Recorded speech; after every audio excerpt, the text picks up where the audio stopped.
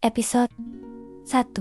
Meja makan yang selalu dingin. Aroma sup ayam memenuhi dapur kecil apartemen Alea Zalina. Uapnya masih mengepul hangat, sangat menggoda. Seperti harapan yang sejak sore ia jaga Big Bag di dalam dada. Jam di dinding menunjukkan pukul 7.20. Sakanovian bilang akan datang pukul 7 tepat. Alea melirik ponselnya untuk kesekian kali. Tidak ada pesan baru. Ia menata sendok, garpu, piring, lalu memperbaiki letak lilin kecil di tengah meja. Lilin itu bukan ide besar, hanya hal sederhana yang menurutnya bisa membuat malam ini terasa lebih berarti. 2 tahun mereka bersama, dan entah kenapa Alea masih punya kebiasaan konyol seperti ini. Berharap hari istimewa akan benar-benar terasa istimewa. Lalu tiba-tiba ponselnya bergetar. Nama yang muncul membuat senyumnya langsung merekah. Saka, aku di jalan. Ya, macet sedikit. Pesan itu masuk. Alea tersenyum sendiri, hatinya menghangat. Semua penantian sore tadi terasa sepadan. Oke, hati-hati, balasnya cepat. Ia duduk di kursi makan, menunggu. Jam bergerak ke 19,4, lalu ke 20,05. Sup ayam itu mulai kehilangan uapnya. Alea berdiri, memanaskannya kembali. Tidak apa-apa, batinnya. Yang penting, dia datang. Tepat ketika ia hendak duduk lagi, pintu apartemen terbuka.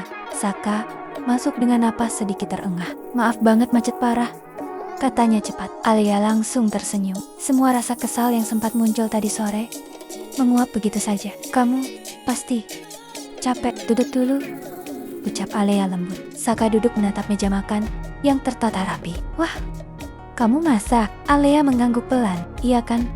Hari ini kalimatnya terpotong karena ponsel Saka bergetar di atas meja. Saka melirik layar dan ekspresinya berubah seketika. Senyumnya hilang, wajahnya menegang. Alea hafal sekali perubahan itu, perubahan yang selalu sama. Tanpa perlu melihat layar ponsel itu, Alea sudah tahu siapa yang menelepon. Sudah pasti itu Selian Itami. Saka berdiri tanpa sadar. Alea, aku harus angkat ini. Alea mengangguk pelan. Saka menjauh sedikit, menerima telepon itu. Alea masih duduk, masih tersenyum, masih mencoba terlihat baik-baik saja. Suara Saka terdengar pelan. Iya Sel, tenang dulu, kamu di mana? Jangan panik, aku kesana sekarang. Apa?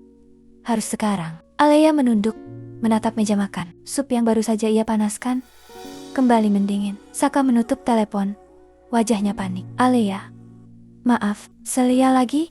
Gak baik, dia sendirian di rumah. Kamu tahu kan kondisinya kalau lagi kambuh kayak gitu. Alea menatapnya lelah. Alea tahu, iya, sangat tahu. Sudah 2 tahun mendengar alasan yang sama. Aku cuma sebentar, habis itu aku akan balik lagi ke sini. Aku janji. Janji yang selalu sama, kata yang terlalu sering diucapkan tapi terlalu jarang ditepati. Alea memaksa tersenyum. Iya, baiklah, pergilah. Saka mendekat, mencium keningnya singkat, lalu pergi terburu-buru. Pintu tertutup dan suara kunci itu terdengar lebih nyaring dari biasanya. Alea masih duduk, masih menatap kursi kosong di depannya. Perlahan, ia menoleh ke arah kue kecil di sudut meja. Tulisan krimnya sedikit miring.